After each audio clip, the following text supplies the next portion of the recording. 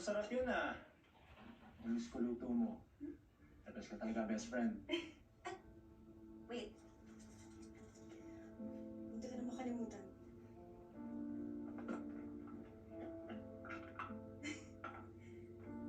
Diba, matagal mo na yung gusto? Mahalin to ah. Sa para sa'yo. Oh, tignan mo. Match tayo. Salamat. Alam mo, naunahan mo ako. Bahala ko rin bumili ng 2 relo. Matching din. Isa sa akin tsaka sa girlfriend ko.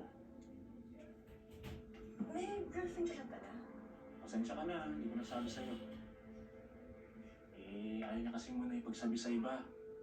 Tsaka ayaw sa akin ng tatay niya. Si Miranda. Hindi lang yung maganda.